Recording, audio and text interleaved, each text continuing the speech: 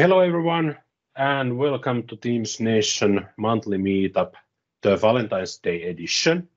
I see that Chris didn't notice that one in the slides this time, but of course we all can say it's great to be part of this awesome community. And I think the community is also about friendship. And so this is a very appropriate day to have this kind of meeting. Seeing people and having some jokes. We didn't record them, sorry, or actually it's a good thing we didn't record those jokes. But welcome everyone to this our special edition, or should we call this a special edition version of TeamsNation Meetup?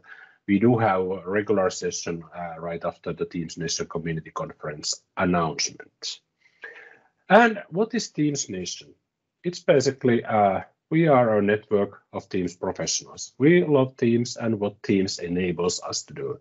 The technology it has and the underlying technology is how we can extend it. That's kind of a big thing about in this community.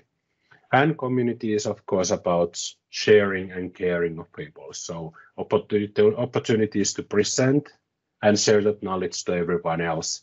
That's really the core in there. And we are democratizing the knowledge and experience, and everyone can speak and everyone can attend, because we are doing this online, so there's a very low threshold to join in. TeamsNation has been there for, we are going to have our fourth year, so since 2019. We've had already over 50 speakers in these monthly meetups. And of course, the 5th conference is on the way. If you count in those presenters from there, then we have a lot more speakers there. And we already have over 760 plus members in our meetup group, so please do join in. TeamsNation was founded by Chris Hord and Adam Delchinger. It was called the European Teams User Group at that time. I joined in a bit later. My name is Vesa Nopanen. And along with Chris Webb, when we were doing the first Teams Fest or Oktoberfest Teams Edition, whatever it was called a few years ago. And later, during the last summer, Paul Dredge and Matti Paukkonen joined in to the crew. So, hello everyone. And Chris, you need to switch the slides because you are sharing them. That's no problem. I can pick it up from here. So thank you ever so much, Vesku. Do you know what? I always like listening to you introduce and lead me in to things. So thank you ever so much. And it's great to, I guess, come together after the new year. Thank you ever so much for making the time today, especially of today being Valentine's Day, where I'm sure you've got lots of other things planned with both your partners and your friends too. And as Vesku was saying, we're all headed towards this. We're all headed towards the TeamsNation Community Conference.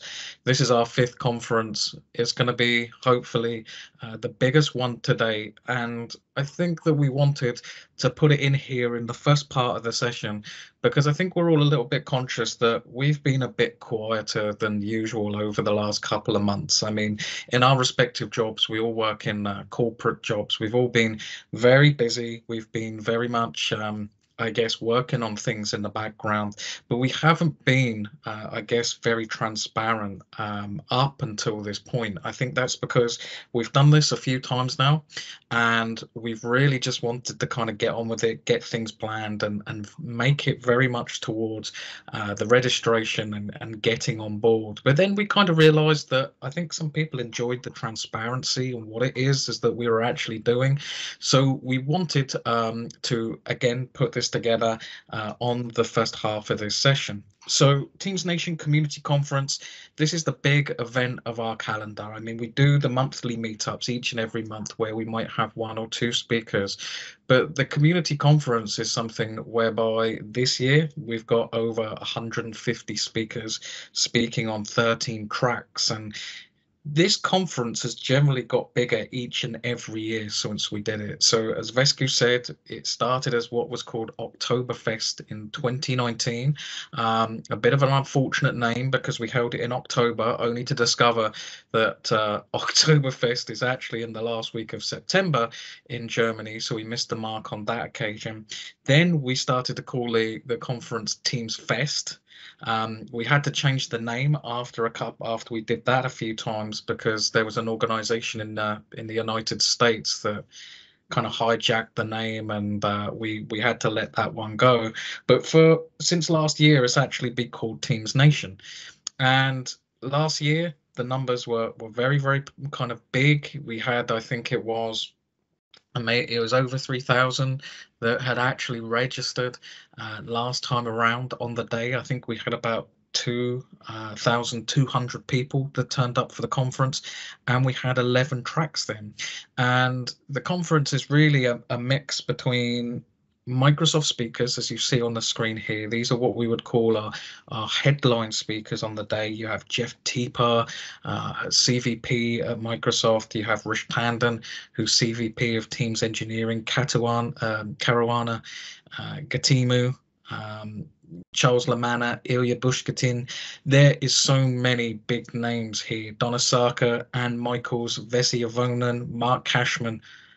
I'm not going to kind of drill them all out, but it's really those Microsoft keynote speakers together with MVPs, regional directors, and other community speakers that are all coming together, focused purely on sessions to do with Microsoft Teams. Now, some of the reasons, that we do this, we do this conference, because this conference now is very big. As said, there's going to be over 150 speakers this year. There's going to be 13 tracks.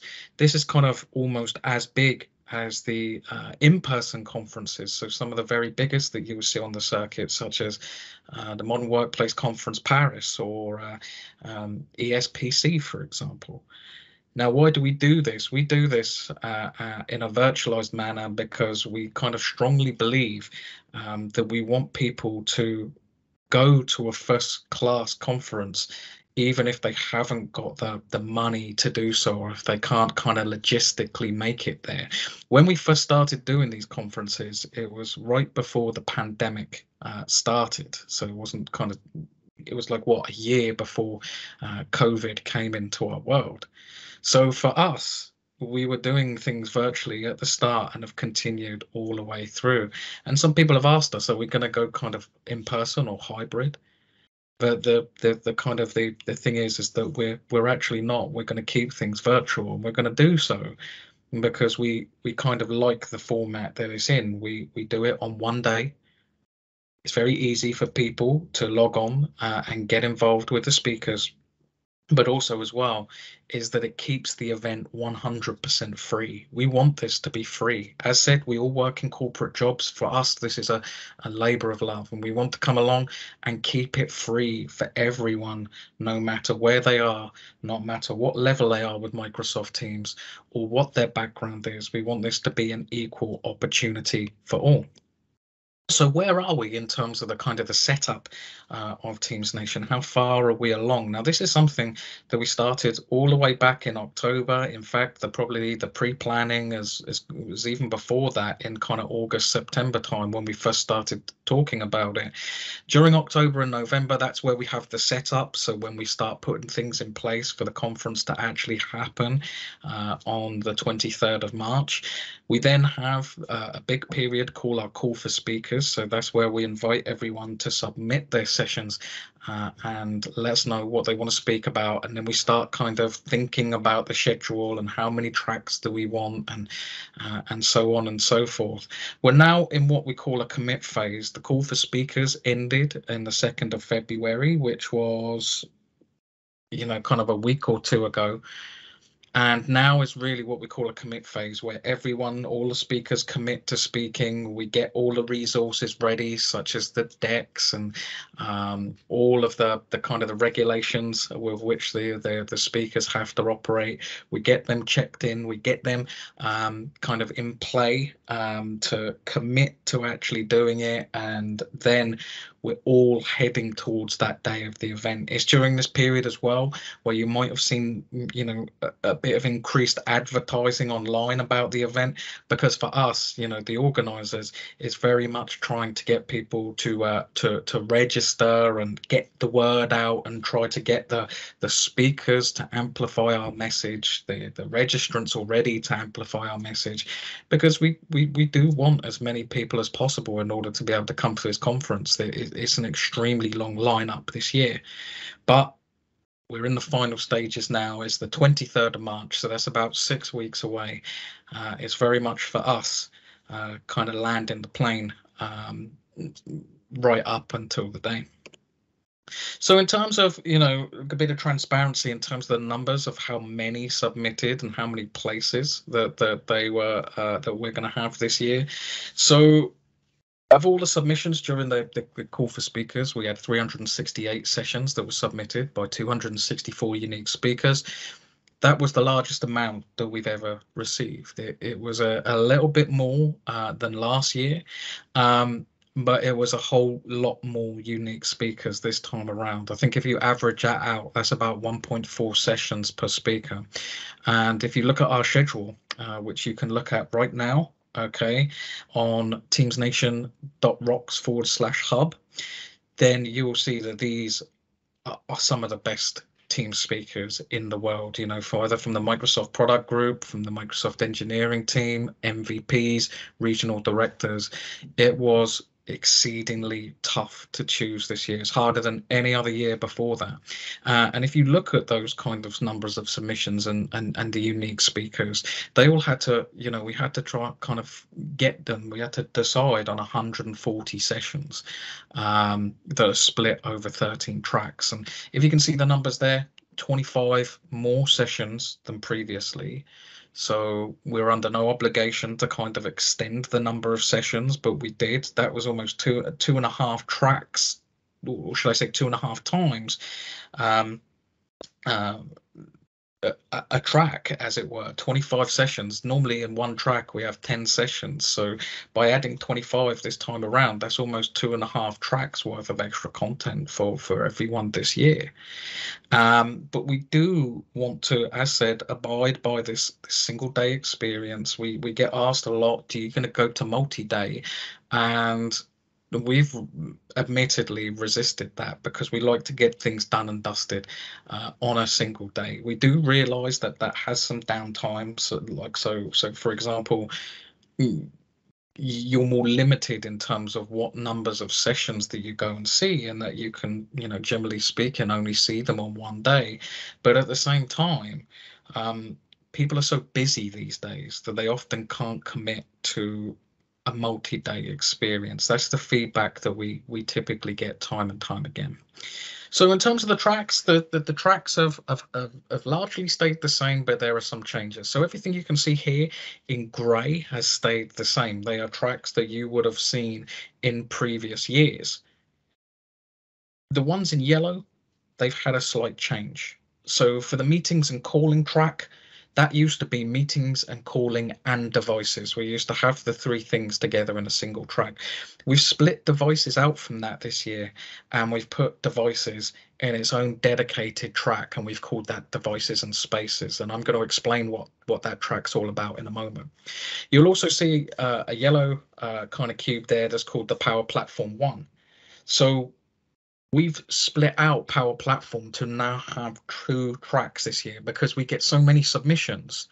We were just kind of turning away so many people who would submit to the Power Platform. So Power Platform is all about how Power Platform integrates with Teams. There is just so many great speakers there. So we wanted to really capitalize on that this year. So we actually created a second track purely for Power Platform. And if you go to TeamsNation.rocks/hub, you're going to see some absolutely explosive sessions to do with the Power Platform on there. You're going to see Reza Durrani, you're going to see Eichel Mendoza, you're going to see Chris Huntingford, you're going to see Christina Wheeler and Daniel Christian, and all those fantastic Power Platform speakers on there. In addition, the last kind of track that's the new track is TeamsNation Spain. So I think we announced pretty early, I think maybe even before we started setting up for the conference, that we intended to have another language track. So last year we introduced TeamsNation France and TeamsNation Germany, which were tracks that were based upon those languages.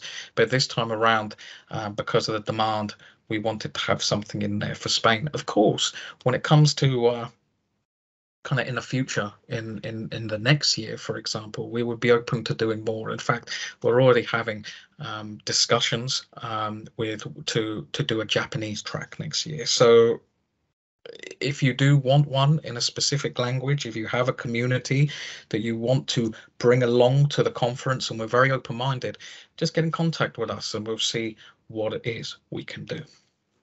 In terms of the new track specifically, the Devices and Spaces track is dedicated to devices such as Teams Room and to spaces such as the Metaverse. So one of the big themes about TeamsNation 2022 this year is going to be Metaverse. Now, we haven't heard so much about it coming out of Microsoft. We believe that there are going to be lots of big announcements about it later this year. Microsoft have been quite quiet on this, but it's something that I think is going to be a big part of Microsoft Teams going forward. So it really needs to have its dedicated track so that we can talk about things such as Teams rooms, or talk about Azure spatial anchors, or talk about such things as SharePoint spaces, or for example, creating virtualized spaces within Microsoft Teams. The way that we interact with Microsoft Teams is getting broader and broader.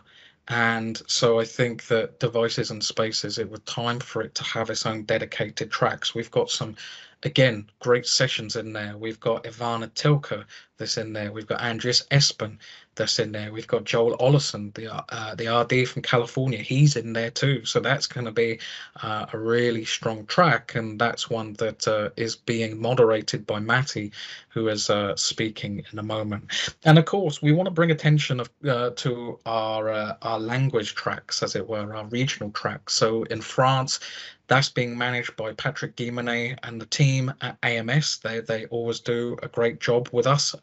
They've worked with us more than just TeamsNation, and we've worked with them on other AMS events as well before in the past.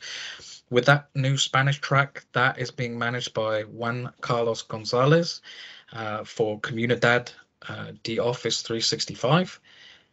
I'm personally, I'm really happy that we managed to get this track in. There's been such a passionate response from the speakers. We have great Spanish speakers in that track, such as Mar Lambi or Rocio Lopez. I'm very much looking forward to that track. And then, of course, we've got TeamsNation Germany, which is dedicated to the German language, with our good friend Raphael Kollner, Jennifer Kollner, and the rest of the Teams Community Day team. So again, like AMS, we have close relationships with Teams Community Day. We help each other out. We speak at each other's events. So like I say, this isn't just from us as the organizers here at TeamsNation.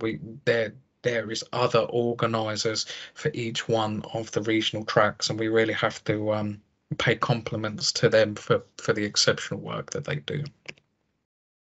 In terms of how the day is going to go, so breaking down the day, we start off with the keynote early on in the morning. So that begins at 8 a.m. In Central European, and I should say Central European time as opposed to Central European summertime, because it's not quite summer yet. So we start off with a keynote. That's going to be with Jeff Teeper and the TeamsNation team.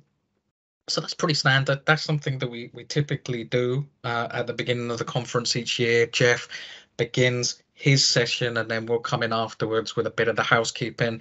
Then from 9 o'clock all the way through till 7 p.m. CET, Central European time, we have 140 sessions from the best community in tech. I mean, this is unbelievable, this lineup. This is a unique lineup. We're trying to say that you're not going to see this type of lineup, around very often. This is one of the best lineups in the year.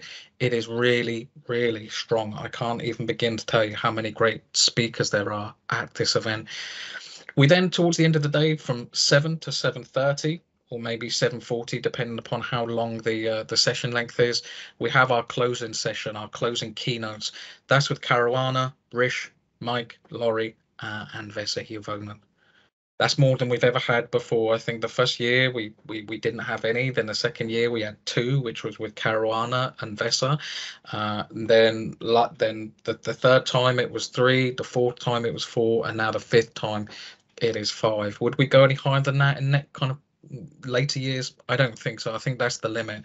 But the real big Microsoft speakers are there right at the very end to capstone the conference, and then we move on to the after party in Altspace VR. Yeah. Something to add, Chris. Basically, even though Charles Lamanna is not on the actual closing session due to scheduling issues, I think he is just a kind of an end note keeper because he's an CVP of business applications there doing a session. So you could add one more big name there, but it's not ending the track in the sense because he couldn't do that on the last slot we had. Exactly. It was purely down to logistics with Charles that he has to come in the kind of the round before the closing sessions. But it is, as Vesku says, a de facto closing session of that track. I mean, the good thing is that all of these sessions aren't kind of directly linked to each other. So you don't have to go to some before attending them. But also as well, the same thing happened with Anne Michaels. So we all know how big Anne Michaels is in the world of Teams. She's now I hope I get this right. I think she's CTO or CIO of Microsoft Austria. I can't remember which one. But for logistical issues and family issues, she needed to have her session. I think it's at 2 p.m. So again, some of the big, kind of the bigger names won't just be all left to the end. Some of them will be dispersed throughout the course of the conference. And like I say, we're moving on to the after party in Altspace VR at the end, where you'll get to meet the speakers, meet the organizers, and we do have something special that is planned for that. So Vesku and Matti have been working on this along with others. So Christian Glessner is an MVP who's involved in that. That's going to be very, very special. We would love for you to be able to come throughout the whole day and then come to the after party afterwards. So what do we need from you as we just wrap this up? Number 1, we need to register at teamsnation.rocks/register. That will put you onto the list. You will get all of the information through to you in an email. You'll get all the links to all the rooms. You would then plan your day with our event hub. So you go to teamsnation.rocks/hub. That has all of the schedule on it. You can arrange all the sessions that you're going to see. Number 3, you join the room at the session time via the calendar links in the registration email or via our sites. So you will be able to direct click from teamsnation.rocks/hub. So on the sessions, there will be links to the rooms. Or alternatively, you just go into the email you receive and click on the link to get into the room at the given time of the session. We want to make this as easy for you to be able to achieve as possible. So we also like at this time to ask for people to help promote the event. Again, put this through to colleagues, to friends, to people that are passionate about Teams, to customers. We need you to help you spread the word, but we've made the joining experience as easy as it could possibly be. One click and you're in the room watching the session by that Teams Pro. Exactly. Sorry, Chris, before you can you go back one slide? Something to note about the hub, our event hub, is that you can build your own schedule there very easily. You can favorite the sessions you like, so you kind of can keep track about, okay, this something that's interesting for me. And so you can find the rooms there and feel free to mix and match, like take some sessions from the first room, then take something from the second room and so on, because it will be very easy for you to switch between rooms because it's just a Teams meeting. So you can do that, and you should be doing that so you can get a kind of optimal event experience with the community conference. And don't feel bad if you miss something. Most of the sessions will be recorded and shared later, But of course, when you are there, and I think this is a really big thing, because we have lots of Microsoft speakers, we have lots of big name community speakers there. You can ask questions. And so that's a very, very good reason why to attend some of the sessions there and attend them live. Because having access, being able to dropping questions to Ilya or dropping questions to Charles or Caruana, that's going to be very, very good possibility or to kind of get information. Exactly, and some of these people are people that you've seen in the Microsoft community for years. You want to ask a direct question to Raphael Kolner. You want to ask a direct question to Joanne Klein, who's in the security track this year. You want to ask a question to Joel Ollerson, or ask a question, to somebody like Vesku. Then you absolutely can. And we encourage people to reach out and ask questions, because the speakers love that. They love that they're coming along to answer your questions. Some people want to kind of do things passively, and we absolutely understand and respect that. But at the same time, it's an opportunity there for you to ask your question in front of them. And so, as Vesku said, don't kind of forget that as you come along. But we are a community conference, and we do, kind of have to very much try to promote where we can in terms of getting particularly the registration page in front of people for them to be able to attend. That teamsnation.rocks/register is ever so important. Now, as we close off now with the actual numbers for where we are on the registrations, at the start of today, we're at exactly 1,450 registration so far. That's absolutely amazing. So we're very much on course for where we need to be. We've got 150 unique speakers that are speaking at TeamsNation. So when we put all those numbers together, we're at around 1,600 total that have registered for the conference so far. Now our target is to get above 2,000. So that's 2,000 all up. So that's unique speakers plus registrations. But we would like to see how high we can actually go. I mean, we want this. I mean, we know that Teams rooms can accommodate far much more than that number, right? And we've got 13 of them for each one of the tracks, so we can hold lots and lots of people, and we want to get this out to as many people as possible. So and we will go above 2,000, because we know we will, because of our experience in the past events where it begins to climb up as we get closer to the event.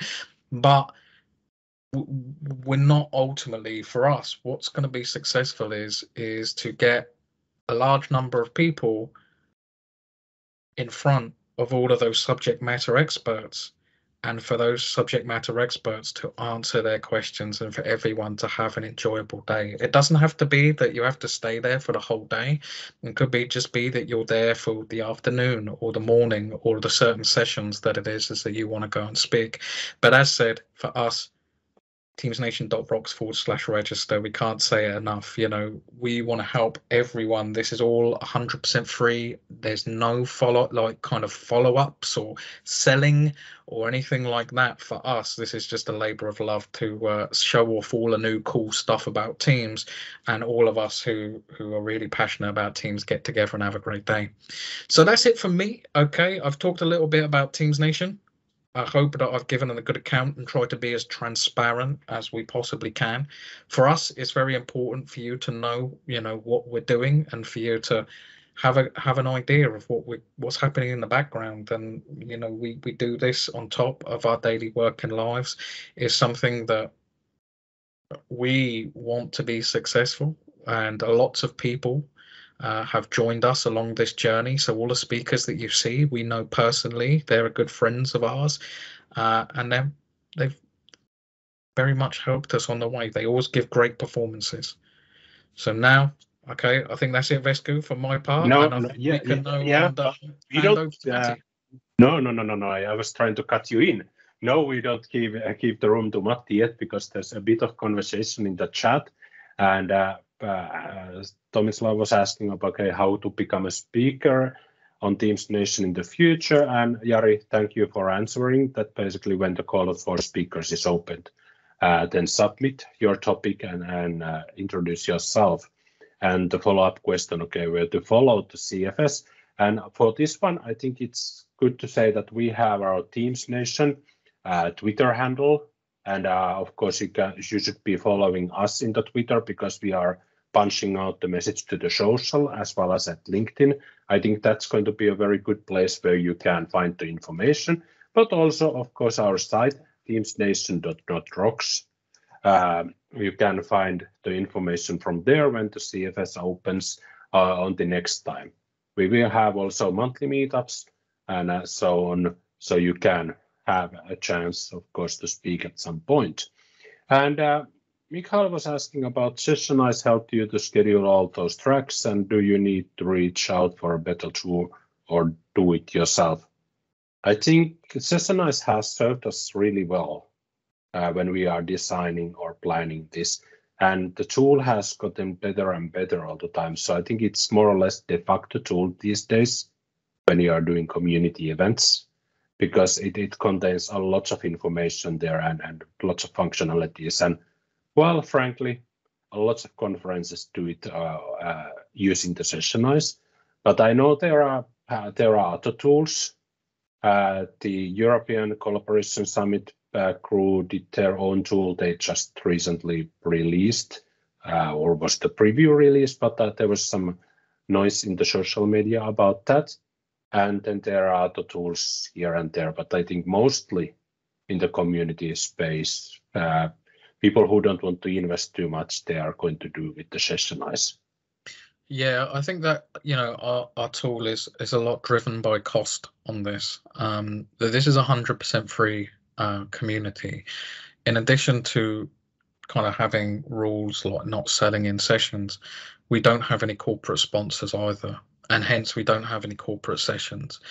And because we don't have sponsorship, we have not got any funds in order to be able to, you know, kind of do the conference. Well, we have, but it would have to be kind of privately financed, or it would have to be, for example. Now, some people have asked us, why don't we do that? Because you know what? I could go and get 10 corporate sponsors, people like Sennheiser, for example, or Poly, or, you know, any Teams orientated corporate sponsors. Vesco and I could go and get them tomorrow. We could literally sign them up. We could agree. They could have sessions. We could get, I mean, it would be the easiest thing for us to do in the world. But when we were first starting to create the conference, we wanted to choose the kind of conference that we wanted. And what we wanted was to allow people to come along and enjoy sessions without those sessions having an agenda, without you being the content, as it were, you being sold to, you being pitched to all conference long. Because that, for example, is very much like some of the experiences of some of the events that we've gone to in the past. For us, we want to go there and learn and enjoy and talk about the technology. So we had to make a conscious choice, and because of that, we do have to be very careful in terms of what we run with and what we actually have to pay out for and not. And with Sessionize, they have an ability that if you're doing it and non-for-profit, then you're allowed to use it for free. The big corporate events will 100% use their own dedicated registration app, either that they've done themselves or through another third party other than Sessionize, one with all the bells and features and dedicated to them. But for us, you know, Sessionize has really helped over the years. I think this is the third year that we've used it, but also as well, it has the ability for us to move forward without cost. So what it does is quite frankly amazing. We know that it can't do everything, but we work within the limits of that, and it's done very well for us. Okay, I don't see any more conversation or questions.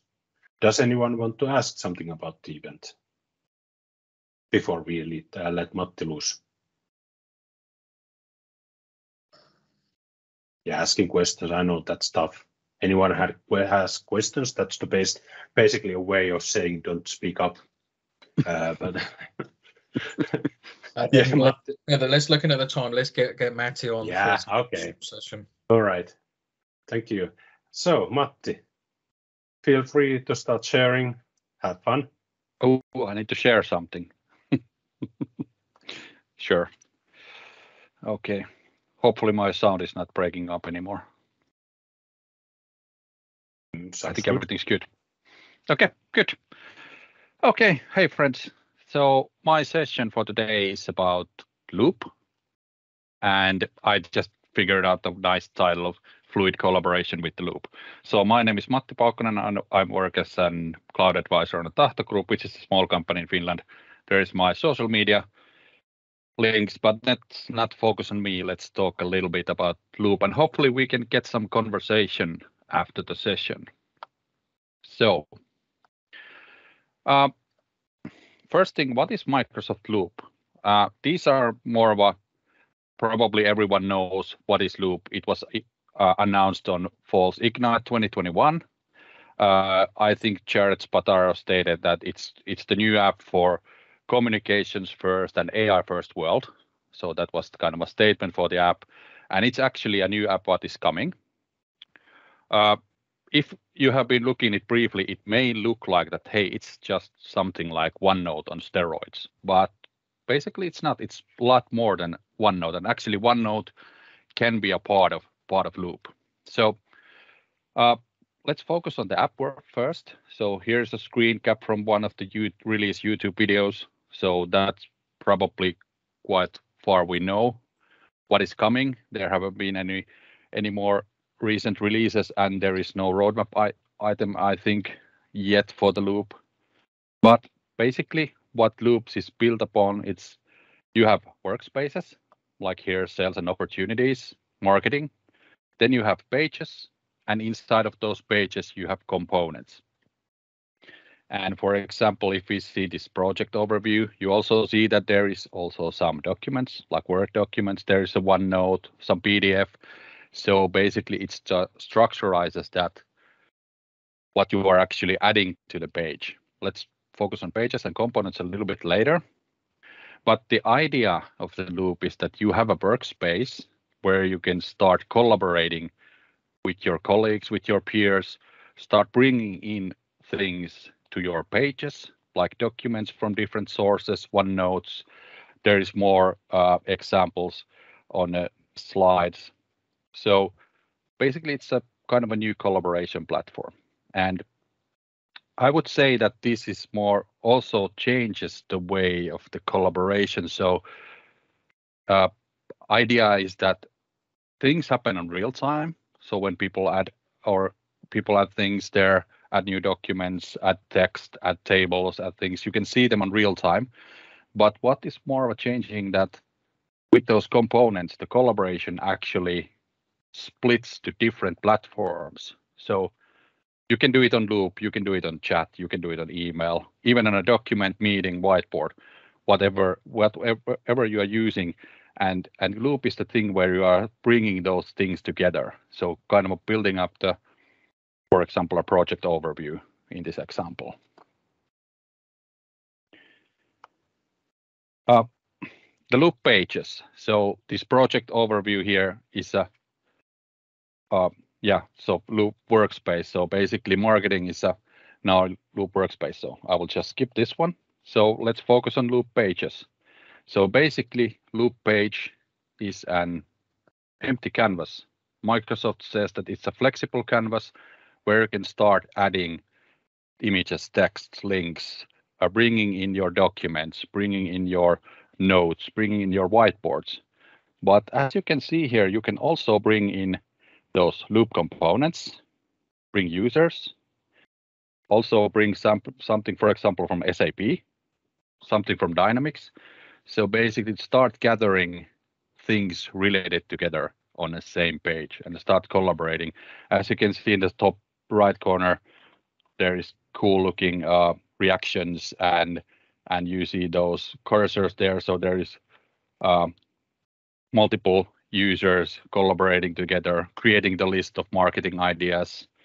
And on the top right corner, you can also see who has access, who is actively actually working on this specific page.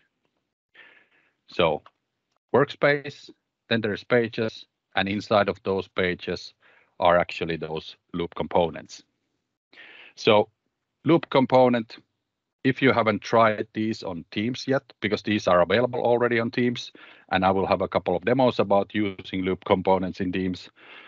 Basically, they live in OneDrive currently. There is a fluid file on OneDrive where the actual component lives. Technology on the back end is actually Fluid Framework, which was released a couple of years ago. So it's kind of a back end where you can start building your real-time components, which can live whatever system you decide. So you can actually start building your own loop components as well, or fluid components. That's possible already. Components update real-time, always real-time, even if they are on different platforms. For example, if you have that loop component on a chat and you're collaborating with a couple of users, you see the changes others are making real-time. If someone has that loop component on their email, they can collaborate on that email to that same component. Everything is updated real-time to each platform. Of course, nowadays, email is not yet available. It's only working in Teams chat. Content, currently it can be text, list, tables. In the future, whiteboard can be added as a loop component, as you can see on the bottom image. Then I think the most important part are the integrations to other systems, like bringing in the Dynamics sales opportunity, like in the image on the right, Alpine Ski House, that is actually coming from the Dynamics. You can update it right away on the Teams chat, for example, and the data is actually updated real time on the Dynamics side, and your sales manager will be so happy. So basically, with components, you can kind of split your content, for example, in a document on smaller pieces, and you can just pass them around on different platforms where the user is working. So if you want to have in the future something on a document, for example, you make a component there, send it through a chat, and it will be updated to the document. So the person who is actually doing those small updates, he or she doesn't need to open Word or Doc, PowerPoint or anything. He's just working inside of the Teams chat, and everything will be updated through that loop component. So a lot of opportunities, and I see this is going to change the collaboration a lot, how we think about collaboration. Now the collaboration is more of a, let's open a document together and start typing in the things. But this changes that we don't need to open the document. We can just have this component somewhere available. Okay, so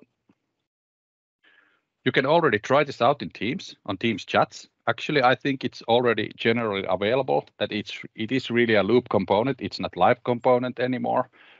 So clicking the small icon on the chat, so it's working on one-to-one and group chats. Currently only within the tenant, so you cannot share that to externals. I think actually you can share the actual fluid file, but it won't work for external users, so only within the tenant.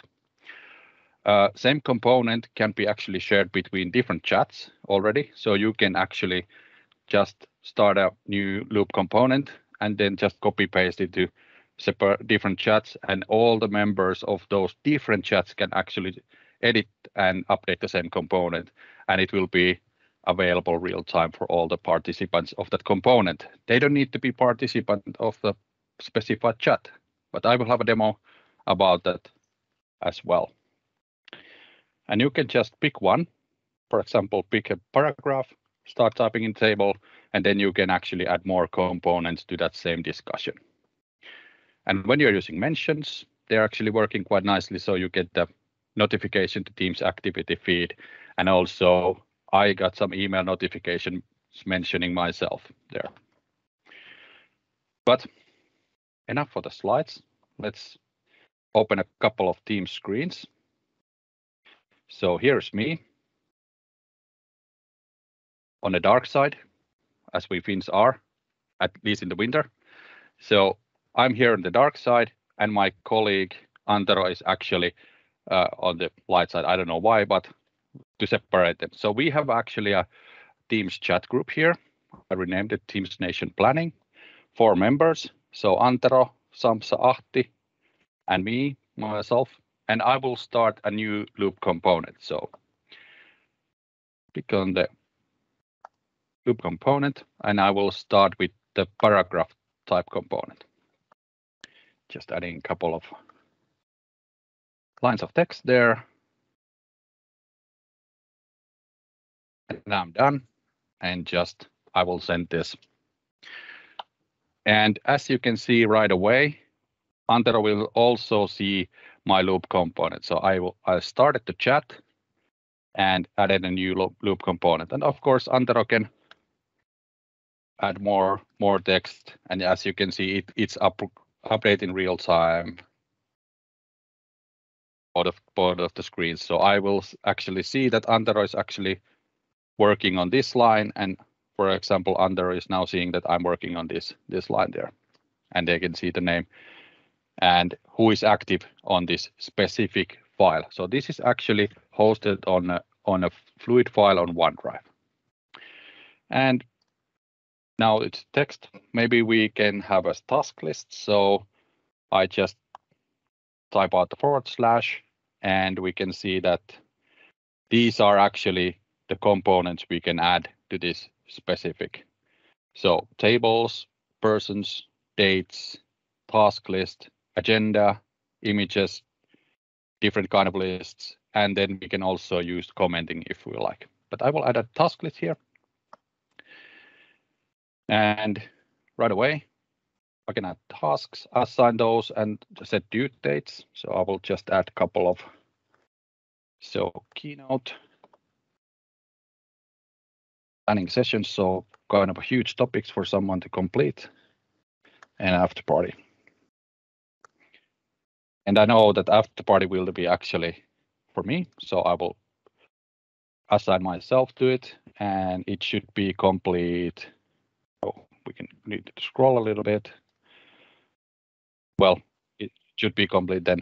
And right away, when I mentioned, or Antero mentioned me on the task list, I will get a notification here so that I have something on this specific loop component. And as well, I can just add and assign people here as well if needed.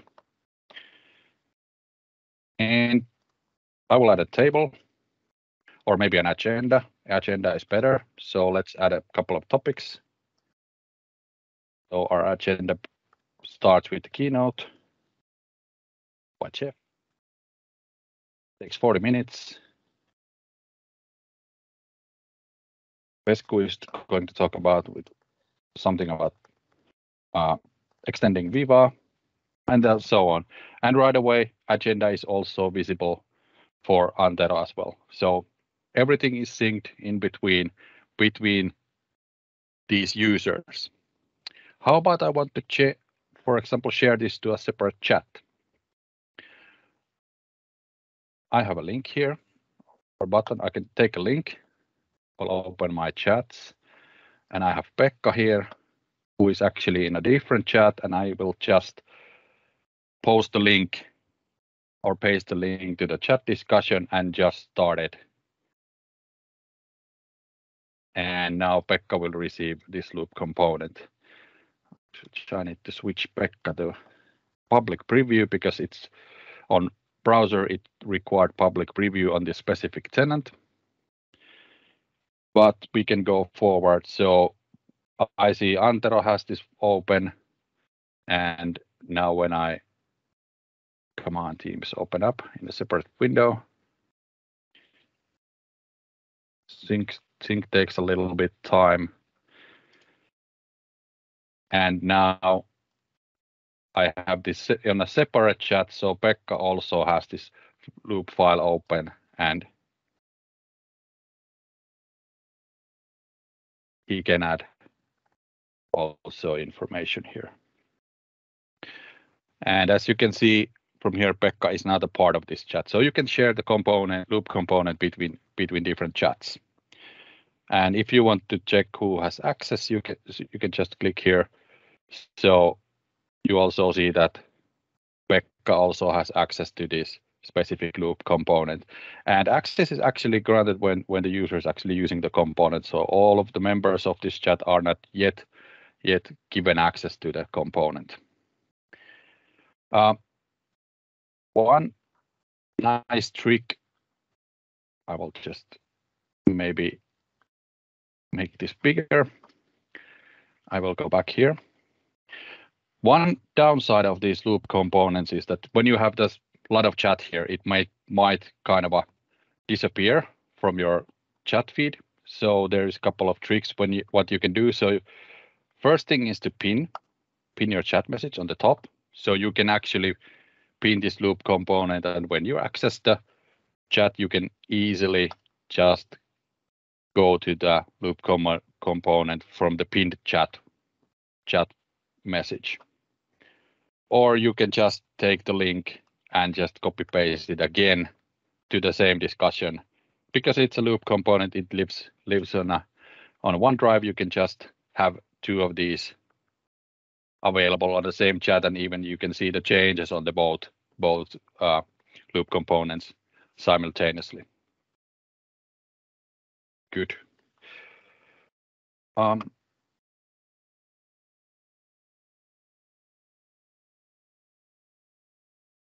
Let's see where the actual loop component lives. So I will take this link, so it's copied here, and paste it to my browser.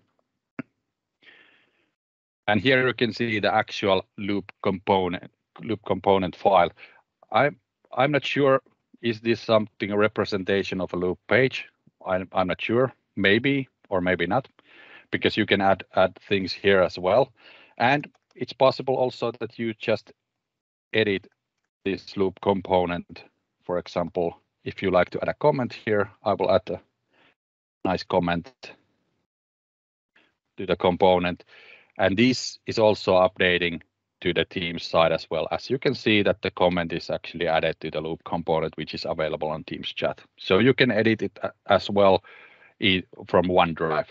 And if you see the location, it's actually located in the Teams chat file. So all the loop components which you have started on the Teams chat are actually available on your OneDrive. As you can see, I have been trying a lot, already testing this out.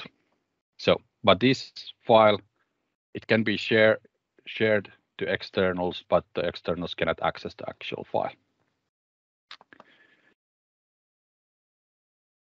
Okay.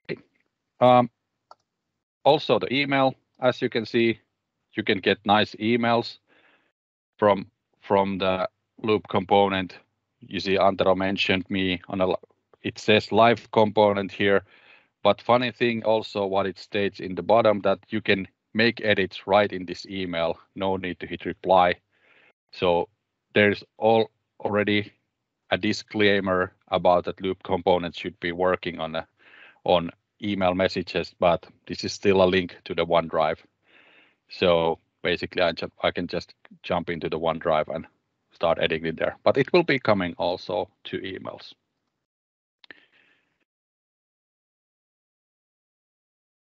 Okay, maybe we will hit back to the slides. Well, this is the interesting part, of course, when it's coming, when we can have it. I have to say, I don't know. I don't actually know when it's coming. Hopefully, maybe in the summer. That's the educated guess.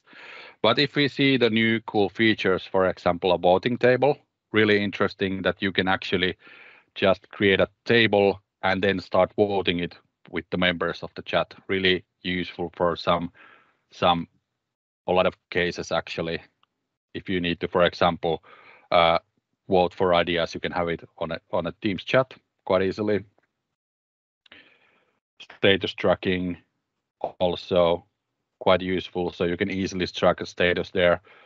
This was also presented somewhere that you could have the loop components on your Teams meetings. So they would be using the loop components in the back end, that you could have an agenda and notes and everything coming from using the loop components there. But these are things what are coming. Well, there is no exact time frame because we don't know the exact time frame for loop even. So, but hey, this was a short intro because I think that is far we know. I would really like to have a good discussion about loop. What you see about loop. I think at least Vesko and Chris might have some insight about that. And I see a couple of questions, but my second screen somehow messed up the text, but I will just transfer it here. So,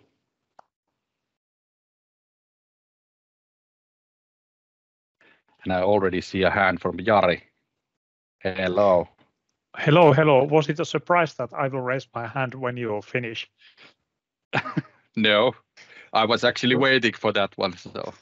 All right. So I have plenty of questions, but let's start about the positioning. How would you see this Microsoft Loop in the collaboration plateau covered with SharePoint and Teams? If Teams was kind of a version 2.0 over SharePoint, will this be 3.0 Teams? I would say that it's not replacing Teams. Teams is more of still the communication is happening around Teams. Mm-hmm. This will more bring that layer that, because everyone is asking when you're having a project, where is that document? Where is the notes? Where are the sketches? Is this somewhere on our ERP or CRM or whatever? So this brings kind of a context to the same related things together. So I would say that,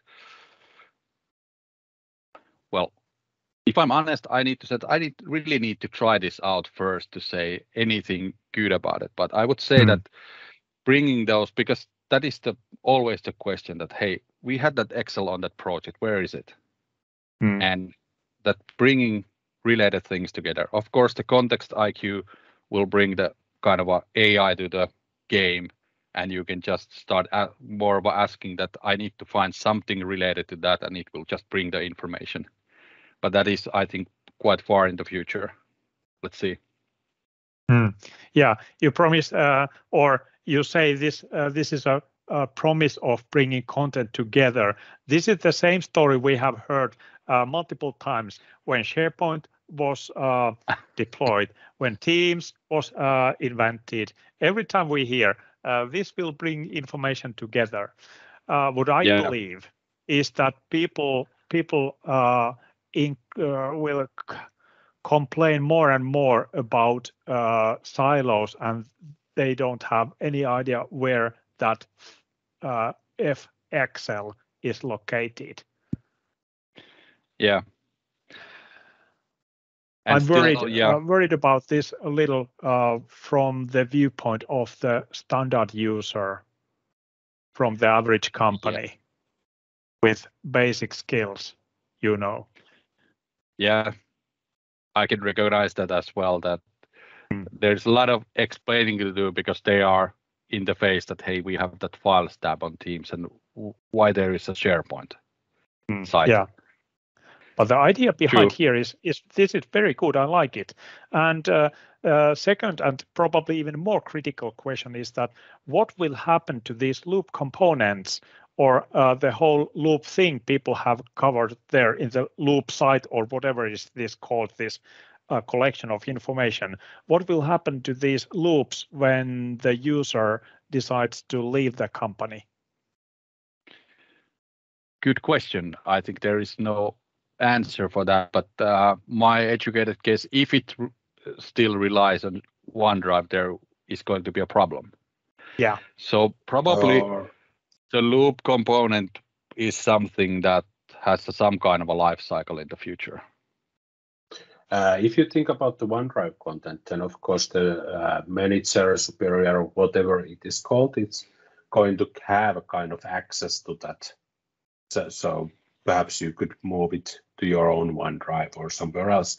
But I think you hit the spot on with the life cycle. The way I have been thinking about is that it may not be something that's going to be there forever. It's not going to necessarily be a forever living loop component, at least if it resides in the OneDrive. But how I think about it is that you can replace lots of kind of internal chat with the loop component, so you can all work together and create something like rehearsing it currently, and how you can kind of enter the information together before the loop is more widely available. So that's how I think, like planning for a webinar, planning for an offering, planning for something else that usually has kind of a chat messaging style of a idea throwing session, and then somebody has to open the OneNote or something else to collect all that information, and that never happens. So information is very easily lost in that case also. So if you are doing that at this point, how Loop is right now, I would kind of get the information in, and then kind of when it's more or less complete, then you would take it to the so-called correct place. And that's how to get started, and until it's available in channels, for example. But seeing probably it will be available in whiteboard, or it should be, because it was mentioned so many times or shown in the demos, and that is maybe changing that. But if you think about that, the document in a document library that is being perpetually used or all the time used, then of course it's going to be very different. It cannot have that kind of a life cycle that when it depends on your employment. But eventually you would take the data and put it to the right place. And I think there's going to be loop components in the future that it's going to be fixed. But this kind of warm-up practice, how you work together instead of dropping in chat messages, I have found it personally that it's really the best use case in there, because it's very easy to just send chat messages, and instead of trying to get people to use the loop and put the information where anyone can edit it. So you are truly co-creating the information. Yeah, so we were able to do this kind of drawing and typing and sketching and planning and putting images in the whiteboard, very flexible way. And now we have a pretty similar tool where we can do this with a hierarchy and structure. So will this be kind of a whiteboard 2.0? What do you think? Well-organized whiteboard. My thinking about, let's not confuse the loop application or the kind of vision they have about that with the whiteboard, because we have seen some pictures where you were able to embed the whiteboard into the loop page, or where you can put some loop components to the whiteboard. And we saw it in various places. So what I really think is that I think the whiteboard is actually kind of loop component itself, because now it's in the OneDrive. It's basically a similar file. It behaves just like loop component in various ways. It's just a bit different in there, and so it will be used, and it's going to be used through OneDrive as well. So there's going to be changes. It's coming there, but it's kind of first steps on that. And I know it's not going to replace the whiteboard, but you can embed a loop into whiteboard, and I think that's going to be really interesting, because you can surface these components in lots of different places. We all know those persons who don't reply in Teams chat. You have to send them an email, and that's the only thing they track, email. And if you can put that component to the email, you get their input directly. No need for copy pasting, and I think that's really the key thing here. When you will get their updates to the loop component and a reply with that loop component. Yeah, of course. At worst case, they copy paste the loop component and then create a new one in the process or whatever. We don't. But I added my comments on red. Yeah, or something like that. Yeah, but it's not going to be a whiteboard. It's going to be something different. And if you think about the whiteboard, because it's more about inking, it's about sticky notes, it's about having this free-form canvas where you can ideate. And the loop component is going to be more like component-based. You have a kind of the word paragraph or something like that that you can move around, put in pictures and comments, whatever, and of course those likes, which is interesting. But I think the loop application will be more about in the collaboration between networks as well, because it looks like that you can kind of combine information together. It's kind of a wiki in that sense, in some sense. And I have it things available, but instead you can take that wiki content and apply it to somewhere else as well. And of course, there was this loop part. Sorry, I'm rambling, I know, again. But in the loop, I think the really interesting part is that how you can have this loop interface to different business objects. So the first one is going to be dynamics. We saw that in demos. So you can put the dynamics part, paste that URL basically more or less to the Teams chat, and people can change data behind that link directly. So it's kind of mini application opening the Teams chat, but instead you are doing those changes where you work. You are not losing context. And in that case, it's still the loop, but the component is something else than what we have seen today with Matti's great session. But I think that because it's enabling us to work directly there and use the same idea. And that's how I think in time we will get into that more kind of a idea that we are editing these pieces and these pieces can be embedded somewhere else to form these full documents. Sorry, I think there were some other questions. I will go by now.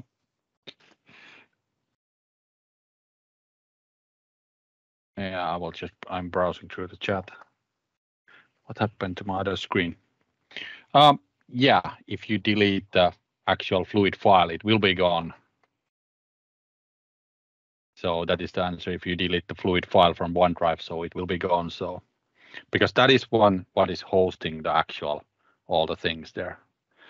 It's the actual loop component in the chat is more a representation of the data what is inside of that specific fluid file. And to add to that, there's a recycle bin in OneDrive. You can delete it and then you can retrieve it. And there was also version history, which is a great thing. And something I've discovered, I don't know if this is a good or thing, but bad, but you can copy or move the fluid component, the loop component to SharePoint library. You can do it. Yeah, it's a file. Yeah, it's a file. You can copy it there.